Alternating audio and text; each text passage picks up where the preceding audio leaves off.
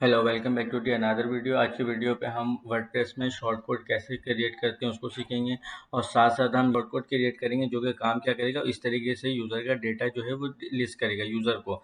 अब इसमें हम कॉलम के नेम को कैसे डायनेमिक कर सकते हैं, हम जिसके लिए हमने यहाँ पर यूज़र कॉल का एट्रीब्यूट ऐड किया, इस चीज़ को हम इस वीडियो में सीखेंगे। इसके अलावा हम डेटा को इस तरीके से कैसे डिस्प्ले कर सकते हैं, ओ बी स्टार्ट का क्या यूज़ है, हम वो भी हम इस वीडियो के सीखेंगे। इसके अलावा अगर आपको वर्डप्रेस के बारे में जानना है कि वर्डप्रेस बिल्कुल इंस्टॉल कैसे करते हैं, ज़ैम कैसे इंस्टॉल करते हैं वर्डप्रेस के बेसिक सेटिंग्स को, तो आप ये वीडियो जाके देख लें।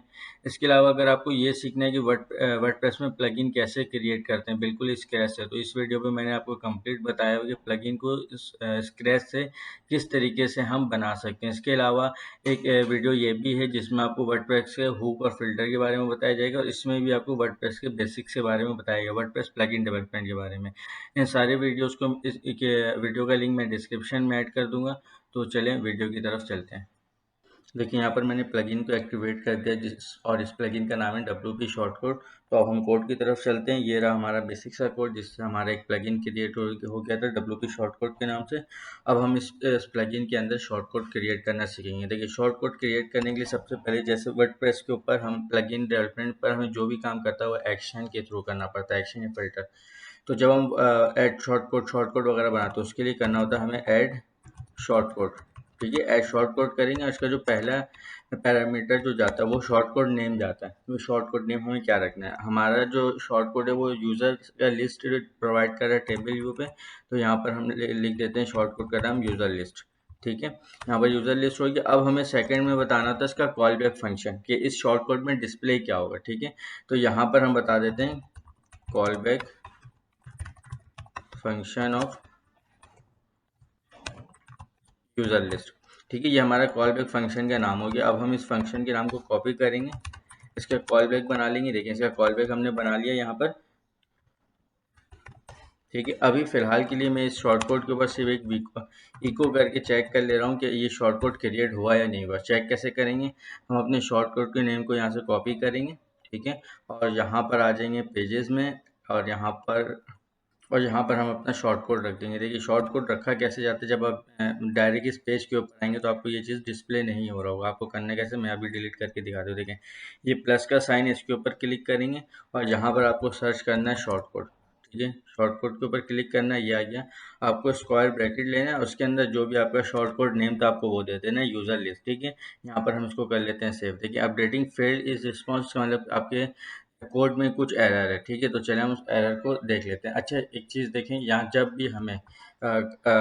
भी हम शॉर्ट कोड वगैरह कुछ बनाते हैं तो वहाँ पर कोड जो भी होता है वो हम रिटर्न करवा देते हैं, सिंपल इको नहीं करवाते हैं। ठीक है, यहाँ पर हम इसको रिफ्रेश कर लेते हैं एक बार पेज को। अब शॉर्ट कोड पे हमने रिटर्न ऐड कर दिया। अब यहाँ पर आके हम उसको सेव कर देते हैं। देखिए सेव हो गया, अब हमारे पास कोई एरर नहीं है। हम यहाँ से व्यू पेज में जाके देख लेते हैं। देखिए यहाँ पर शॉर्ट कोड जो है वो रिटर्न कर रहा है वर्किंग। इट्स मीन्स कि हमारा शॉर्ट कोड क्रिएट का मतलब है कि हमारा शॉर्ट कोड हो गया है अब क्रिएट। अब हम इस शॉर्ट कोड के ऊपर जो भी फंक्शनलिटी करनी होगी वो हम करेंगे। ठीक है, यहाँ पर सबसे पहले हमें चाहिए कि हमें यूज़र्स चाहिए, क्योंकि हमें यूज़र्स को टेबल व्यू पे डिस्प्ले करना है। तो हमें जितने यूज़र्स हैं अपने वर्डप्रेस के ऊपर वो सारे चाहिए। तो उसके लिए हम वर्डप्रेस का एक फंक्शन यूज़ करेंगे, गेट यूज़र्स के नाम का फंक्शन है। ठीक है, ये फंक्शन काम क्या करता है, जितने भी वर्डप्रेस में आपके यूज़र हैं उसको डिस्प्ले कर देता है। सही है, ठीक है, मैं यहाँ यूज़र्स के नाम से एक वेरिएबल बनाया, उसमें स्टोर कर लिया गेट यूज़र्स का फंक्शन। ठीक है, और इस यूज़र्स के वेरिएबल को बॉटम कर लेता हूँ ताकि मैं फ्रंट एंड में देख लूँ कि ये डेटा क्या क्या लेकर आ रहा है यूज़र से रिलेटेड। ठीक है, तो देखिए यहाँ पर अभी हमें डेटा कुछ इतना खास नहीं समझ में आ रहा। तो इस तरीके से आपको क्या करना होता है, जब डेटा इस तरीके से है यहाँ पर आपको आना इको और यहाँ आके को पीरी का टैग लगा देना। ठीक है, तो ये आपका पीरी टैग में एक प्रेजेंटेबल डेटा आपके पास आ जाएगा। देखें आप हमारे वर्डप्रेस में कितने डेटा है, दो यूज़र है, तो हमारे पास क्या आ रहा है, 2 है। ठीक है, इसके अलावा ये यूज़र्स के सारा डेटा लेकर आ रहा है, जैसे ईमेल। ठीक है, यूज़र के जितने भी डिटेल होते हैं सब कुछ लेकर आ रहा है कि यूज़र की कैपेबिलिटी क्या है, ETC सब कुछ लेकर आ रहा है। चलें यहाँ पर ये हो गया बेहतरीन। अब हमें चाहिए क्या, सबसे पहले हमें यूज़र आईडी चाहिए। ठीक है, और यूज़र नेम भी चाहिए। तो यूज़र लॉगिन निकाल लेते हैं हम। ठीक है, अब यूज़र लॉगिन हम निकालेंगे कैसे, ये एक एरे है। ठीक है, एरे के अंदर ऑब्जेक्ट है ऐसी। अच्छा हमें जितने यूज़र्स हैं हमें उतना ही टेबल रॉ क्रिएट करना है, तो हमें एरे के ऊपर क्या चलाना पड़ेगा, फॉर ईच का लूप। ठीक है, तो यहाँ पर सबसे पहले हम इस बॉटम को रिमूव कर देते हैं। ठीक है, और यहाँ पर एक चेक लगाते हैं। देखिए जब भी आपको फॉर ईच का लूप चलाना हो PHP में, एक फॉर ईच का लूप चलता है किसके ऊपर है, एरे के ऊपर। तो हमें लूप चलाने से पहले ये मेक श्योर करना पड़ेगा कि जो एरे आ रहा है वो वाकई में एरे है या नहीं है। कहीं ऐसा नहीं वो एरे एम्प्टी हो या वो एज अ ऑब्जेक्ट हो, तो हमारे वेबसाइट के ऊपर फिर एरर क्रिएट हो सकता है। तो यहाँ पर हम सबसे पहले चेक करेंगे, नंबर 1 ये एम्प्टी नहीं होना चाहिए जो भी डेटा आ रहा है, और नंबर 2 इज एरे, अगर एरे है तो ठीक है इस इफ के अंदर आएगा, और इस इफ के अंदर आके हम इसको फॉर ईच का लूप चला देंगे, यूजर्स एज यूजर। ठीक है, फॉर ईच का लूप चला दिया। अब यहाँ पर हम यूजर्स को वॉर्डम करके देख लेते हैं। ये देखें, अब देखते हैं कि हम अब वॉर्डम करके देखते हैं कि अब क्या आ रहा है। देखें अभी कुछ नहीं आ रहा है। हम यहाँ पर वॉर्डम कर लेते हैं। अच्छा, इफ एम्प्टी हो, अच्छा यहाँ नॉट एम्प्टी लगाना है। ठीक है, इस कंडीशन के अंदर नहीं आएगा। अगर एम्प्टी नहीं होगा तो फॉर ईच का लूप चलना चाहिए। ठीक है, तो यहाँ पर देखिए हमारे पास अब ये डेटा आ गया। अब हमें, अब ये पहले हमारे पास एरे आ रहा था, हमने फॉर ईच का लूप चलाया तो एरे क्या हो गया, वो ब्रेक हो गया। अब हमारे पास डेटा किस में आ रहा है, ऑब्जेक्ट में आ रहा है। हमें अब निकालना क्या है, हमें यूज़र लॉगिन निकालना है।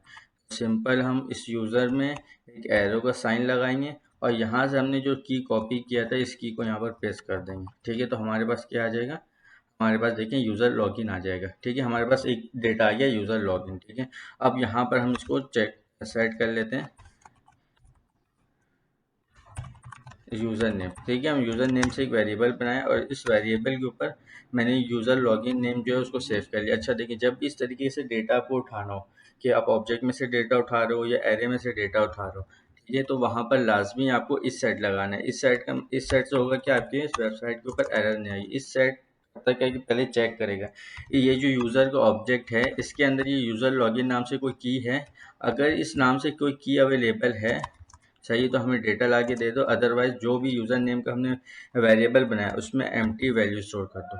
ये फ्रंट एंड में हमारे पास कभी एरर नहीं आएगा। अगर हम डायरेक्ट इसको इस तरीके से यूज़ करते हैं, सिर्फ ये लिख देते हैं, तो हमारे पास फ्रंट एंड में एरर आ सकते हैं इन फ्यूचर। यहाँ पर हमारे पास यूज़र लॉगिन नेम पता चल गया। ठीक है, अब हमें और मज़ीद क्या डेटा चाहिए, हमें यूज़र कैपेबिलिटी भी हमें एक चीज़ चाहिए, तो हम उसको निकाल लेते हैं। ठीक है, तो यहाँ पर हम आते हैं, अब देखते हैं हम यूज़र कैपेबिलिटी कैसे निकाल सकते हैं। यूज़र कैपेबिलिटी देखें, ये इस की के ऊपर सेव हो रहा है, यूज़र कैपेबिलिटी रोल्स के ऊपर। ठीक है, अब रोल्स में क्या है, एडमिनिस्ट्रेटर है। ठीक है, तो यहाँ पर हमें अब रोल निकालना है, तो रोल्स के ऊपर हम लोग यहाँ से कैसे निकाल सकते हैं, सिंपल इस ऑब्जेक्ट का जो भी नेम है इसी तरीके से हम यहाँ पर एक एरो का साइन लगाएंगे। मैं आपको निकाल के दिखा देता हूँ। देखें वहाँ पर रोल्स लिखा हुआ था, हमने यहाँ पर भी रोल्स लिख दिया। ठीक है, देखिए हमारे पास क्या आ गया, एक के पास एडमिनिस्ट्रेटर आ रहा है और एक के पास वो कुछ भी नहीं है। ठीक है, तो ये हम जाके आपको वर्डप्रेस में देख भी लेते हैं कि दो यूज़र है, तो दोनों यूज़र के पास कैपेबिलिटी किस किस तरह की है। देखिए एक के पास कैपेबिलिटी है रोल एडमिनिस्ट्रेटर, और एक के पास कुछ भी नहीं है। तो हमारे पास क्या आ रहा है, एक एडमिनिस्ट्रेटर आ रहा है और एक के पास कुछ भी नहीं आ रहा है। यहाँ पर जाके हम सबसे पहले इसको कैपेबिलिटी दे देते हैं, ताकि हमें फ्रंट एंड में ये चीज़ कंफर्म हो जाए कि अगर इसकी कैपेबिलिटी अवेलेबल होगी तो हमारे पास फ्रंट एंड में आएगी। ठीक है, तो देखिए यहाँ पर रोल में कोई भी सिलेक्टेड नहीं। यहाँ पर अभी फ़िलहाल के लिए मैं इसको एक एडिटर का रोल दे देता हूँ। ठीक है, इसको कर देता हूँ मैं अब अपडेट। ठीक है, अब फ्रंट एंड में आते हैं, पेज रिफ्रेश करते हैं। देखिए एडमिनिस्ट्रेटर आ गया और एक को हमने क्या दिया था, एडिटर, तो यहाँ पर एडिटर आ गया। ठीक है, तो हमें डेटा टेबल में दो डेटा शो कराना था, नंबर 1 यूज़र लॉगिन और नंबर 2 यूज़र कैपेबिलिटी। तो हमारे पास ये दोनों डेटा आ चुका है। ठीक है, अब यहाँ पर हम एक वेरिएबल बना रहे हैं यूज़र कैपेबिलिटी के नाम से। ठीक है, और इस वेरिएबल पे हम स्टोर कर देंगे कि इस डेटा को यूज़र की कैपेबिलिटी क्या है। ठीक है, ये देखें यहाँ पर वही का इस सेट, अगर ये यूज़र का जो ऑब्जेक्ट है इसके अंदर रोल्स नाम का कोई की है, अगर है तो ठीक है हमें वो ला कर दे दो, अदरवाइज यूज़र कैपेबिलिटी की वेरिएबल पर एम्प्टी सेव कर दो। इससे क्या होगा, फ्रंट एंड में आपके पास एरर नहीं आएगा। ठीक है, तो यहाँ पर होगी हमारा ये काम कंप्लीट। अब हमें क्या करना है, HTML क्रिएट करना है। ठीक है, अब HTML जो क्रिएट होगा, अब जैसे टेबल व्यू पे हमें क्रिएट करना है, तो हम यहाँ पर आते हैं। ठीक है, यहाँ पर हम एक बनाते हैं टेबल।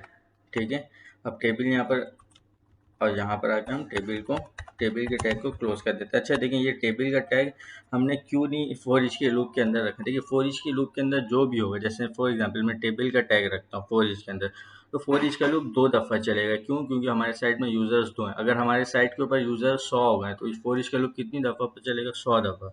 और जब ये 100 दफ़ा चलेगा तो 100 दफ़ा ये टैग भी चलेगा, टेबल टैग।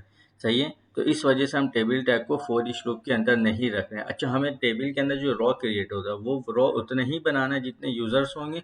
तो इस वजह से हम क्या करेंगे, जो भी टी आर का टैग है, ठीक है, वो हम इसके अंदर बनाएंगे। ठीक है, और यहाँ पर हम एक टी आर का एक रॉ क्रिएट करते हैं जिसके लिए हम करेंगे टेबल हेडिंग। टेबल हेडिंग हम टेबल, क्योंकि हमें ये भी एक दफ़ा चाहिए होता है। ठीक है, तो हमें क्या क्या मिल गया? यूज़र, यहाँ एक हमने टेबल हेडिंग ऐड कर दिया, यूज़र नेम, और दूसरे कॉलम पे हम क्या डिस्प्ले कर रहे हैं? यूज़र की कैपेबिलिटी। तो वहाँ पर हम हेडिंग डाल देंगे यूज़र कैपेबिलिटी। ठीक है, देखिए यहाँ पर हमारा एक टेबल क्रिएट हो गया। उसके ऊपर जो हेडिंग होता है उसके लिए हमने एक रो लिया और उसके अंदर 2 हेडिंग चाहिए था तो हमने 2 दे दिया। ठीक है, अब उसके अंदर जो डेटा है वो उतने ही रो चाहिए जितने यूज़र्स हैं हमारी वेबसाइट के ऊपर। ठीक है, तो इसके लिए मैंने फॉर ईच के अंदर आया, पीएचपी को क्लोज और ओपन किया ताकि हम एचटीएमएल यहाँ पर क्रिएट कर सकें। ठीक है, और यहाँ पर हम एक टीआर बना दिया। अब ये टीआर कितनी दफ़ा बनेगा? अगर 2 यूज़र्स हैं तो टीआर कितनी दफ़ा बनेगा? 2 दफ़ा। 5 यूज़र्स होंगे तो 5 दफ़ा। अब इसके अंदर हमें डेटा क्या क्या सेव करना है?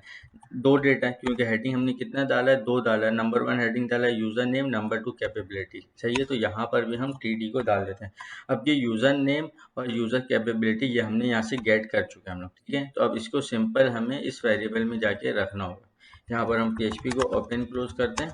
ठीक है, और इको कर देते हैं यहाँ पर इस वेरिएबल को। ठीक है, तो हमारे पास ये क्या होगा? हमारे पास एक यूज़र नेम वाला यूज़र नेम जो है वो इस टीडी के ऊपर जाके डिस्प्ले हो जाएगा। यूज़र कैपेबिलिटी के लिए सेम पीएचपी हमें ओपन करना है, क्लोज करना है, और इको हमें इस वेरिएबल को कर देना है। ठीक है, देखिए अभी हम यहाँ पर जो भी काम कर लें, लेकिन सेव भी कर लेते हैं। फ्रंट एंड में हमारे पास क्या डिस्प्ले हो रहा है? देखिए वर्किंग। ठीक है, ये वर्किंग डिस्प्ले क्यों हो रहा है? क्योंकि हमने यहाँ से रिटर्न किसको किया है? वर्किंग को। इस वजह से वर्किंग डिस्प्ले हो रहा है। अब हमें पूरे जो भी कंटेंट आ रहा है वो शॉर्टकट में वो रिटर्न करना है। तो उसके लिए यहाँ पर हम सबसे पहले एक फंक्शन यूज़ करेंगे, ओबी स्टार्ट।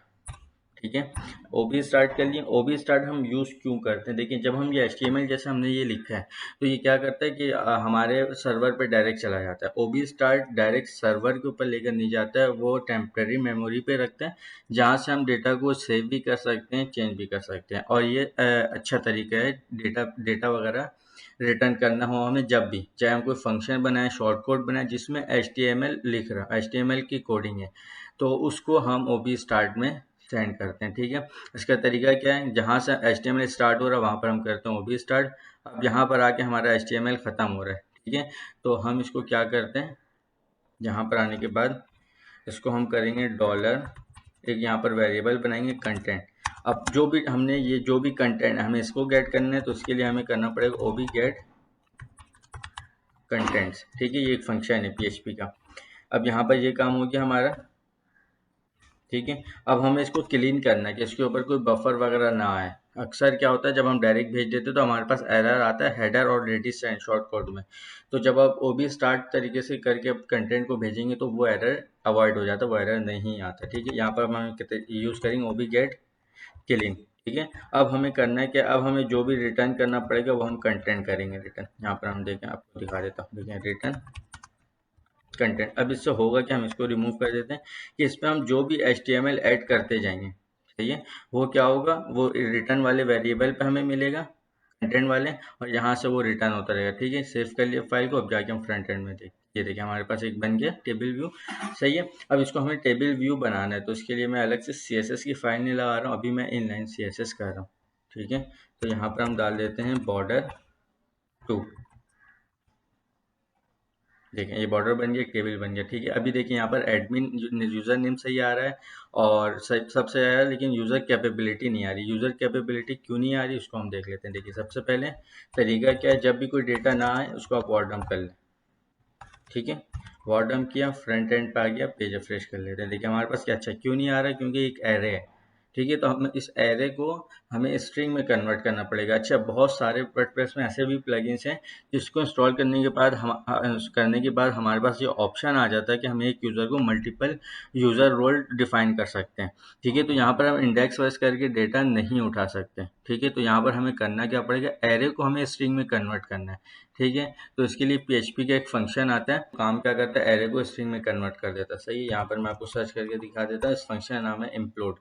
ठीक है, इसको हम ओपन कर लेते हैं। देखिए यहाँ पर हो क्या रहा है, योर सेल्फ में एडिट। अब देखिए यहाँ पर एक एरे बना हुआ है। ठीक है, ये 0 इंडेक्स में सेव है। ठीक है, ये वर्ड जो है इंडेक्स नंबर 1 पे, 2 पे, 3 पे। अब हमें हमें इस तरीके से जो हमें कैपेबिलिटी है, अभी तो हमारे पास एक है, तो ये 0 इंडेक्स के ऊपर हमारे पास डिस्प्ले हो रही।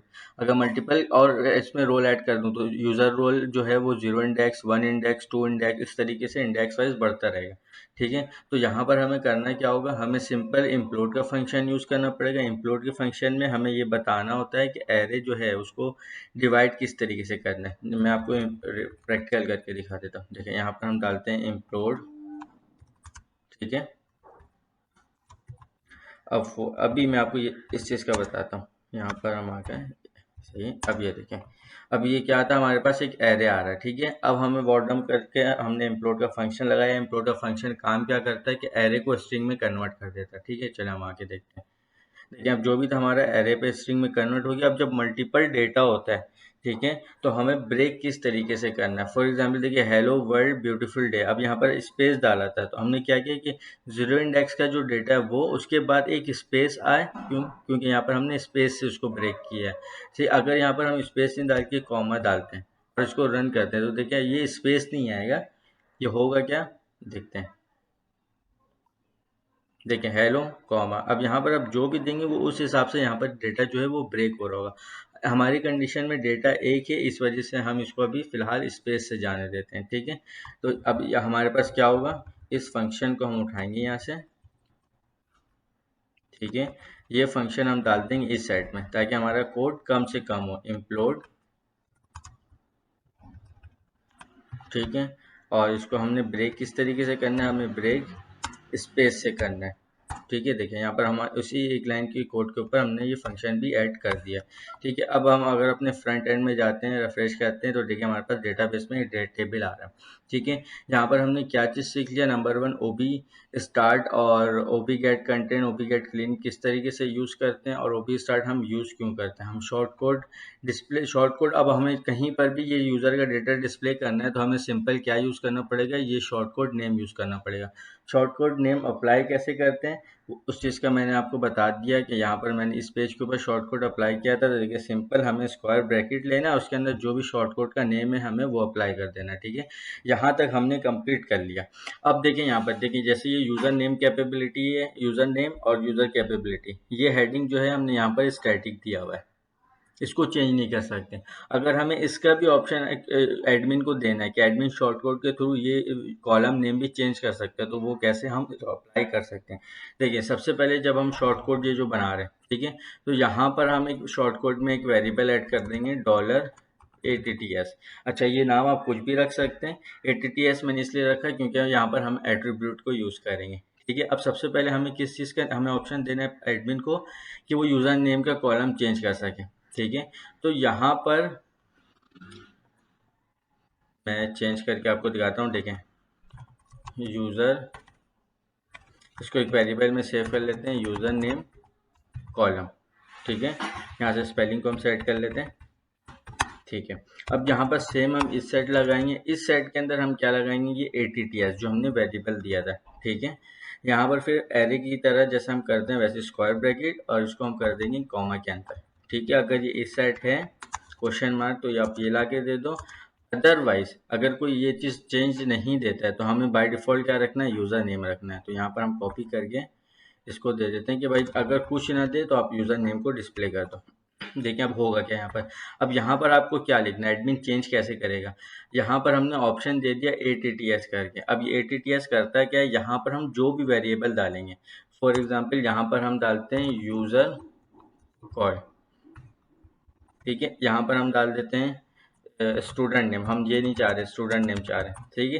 तो अब ये वेरिएबल जो हम ये यूज़ कर रहे हैं एट्रीब्यूट, ठीक है। तो अब एडमिन जो है वो इस एट्रीब्यूट को यूज़ करके जो भी फर्स्ट कॉलम का यूज़र कॉलम का जो नेम है वो चेंज कर सकता है, ठीक है। अब हम इसको गेट कैसे करेंगे, हमने सिर्फ इस एट्रीब्यूट को यहाँ से कॉपी करना है, ठीक है, और वो हम यहाँ पे इसको लाके इन्वर्टेड कॉमा के अंदर डाल देंगे। अब ATTS मतलब ये जो भी हम एट्रीब्यूट दे रहे हैं उसके अंदर यूज़र कॉलम जो है वो लाकर दे दो, अगर है तो सही है, अगर है तो लाकर दे दो, अदरवाइज क्या करो, आप यूज़र नेम को प्रिंट कर दो।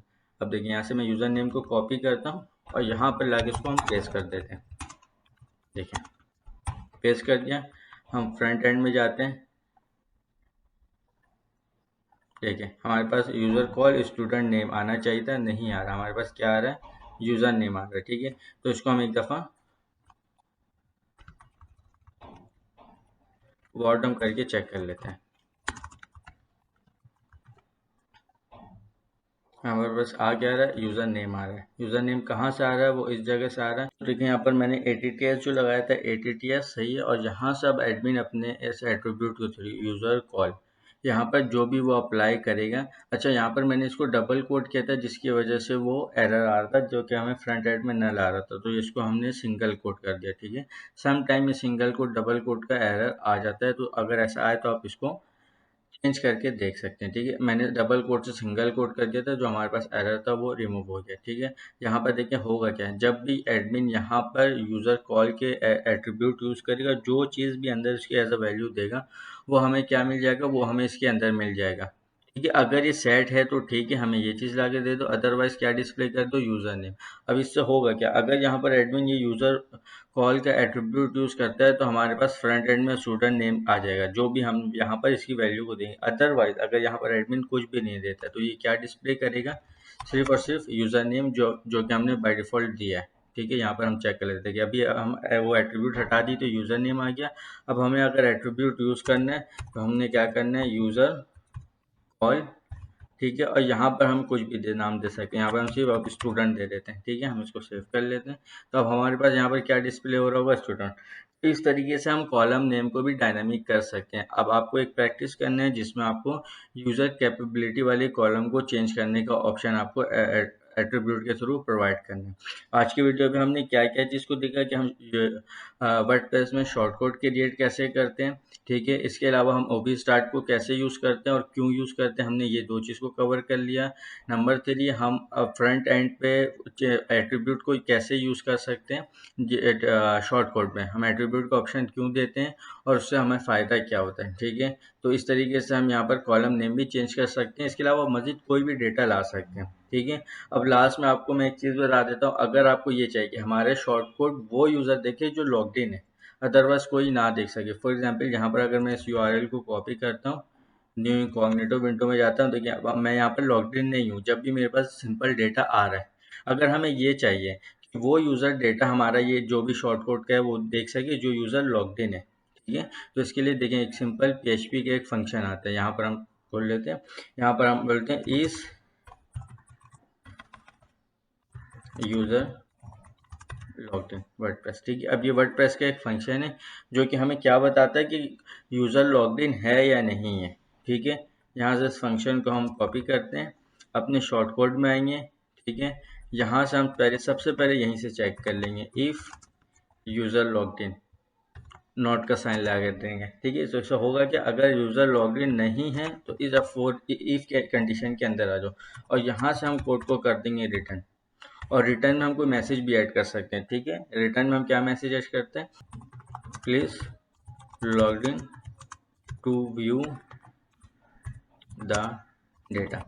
अब जब कोई नया, अब कोई लॉग्ड इन यूज़र अगर या इस शॉर्टकट के पेज के ऊपर जाता है तो उसको क्या होगा कि शॉर्टकट डिस्प्ले हो रहा होगा, ठीक है। अब जब हम नॉर्मल यूज़र के पास जाएंगे जो कि लॉग्ड इन नहीं है तो उसके पास क्या आ रहा है, देखें इसके पास ये मैसेज रिटर्न आ जाएगा, please logged in to view the data, ठीक है। अच्छा, यहाँ पर आपको एक चीज़ गौर करनी थी, देखिए यहाँ पर इसमें कोई HTML मैंने ऐड नहीं किया, इस वजह से मैंने यहाँ पर OB स्टार्ट नहीं लगाया है। OB स्टार्ट आपको हमेशा जब लगाना है जब आप HTML का यूज़ कर रहे होगे PHP में, चाहे आप कोई फंक्शन बना रहे हो या चाहे आप शॉर्ट कोड से कोड को रिटर्न कर रहे हो, अगर HTML आ गया है तो उसको OB स्टार्ट के अंदर लाजमी रखना है। ठीक है, तो यहाँ पर आज मैंने ये भी बता दिया, यूज़र लॉगिन को डेटा जाएगा। इसके अलावा मैंने गेट यूज़र्स करके आपको ऑब्जेक्ट का बता दिया कि ऑब्जेक्ट से डेटा कैसे निकालते हैं। ठीक है, आज के वीडियो पे हमने शॉर्ट कोड को क्रिएट करना सीख लिया एक प्रॉपर तरीके से, जिसमें हम एट्रीब्यूट को भी यूज़ कर सकते हैं, कॉलम को डायनामिक भी बना सकते हैं, और साथ साथ हम ये भी चेक कर सकते हैं कि हमारा डेटा सिर्फ यूज़र लॉग्ड इन उसको डिस्प्ले हो। इसके अलावा भी बहुत सारे टॉपिक्स हैं प्लगइन डेवलपमेंट में, और जिसको मैं नेक्स्ट वीडियो पे हर वीक 2 वीडियो में अपलोड करूँगा, जिसमें मैं हर वीडियो में एक एक टॉपिक को कवर करता रहूँगा। मिलते हैं किसी नेक्स्ट वीडियो में नई टॉपिक के साथ। Till then keep learning, keep exploring.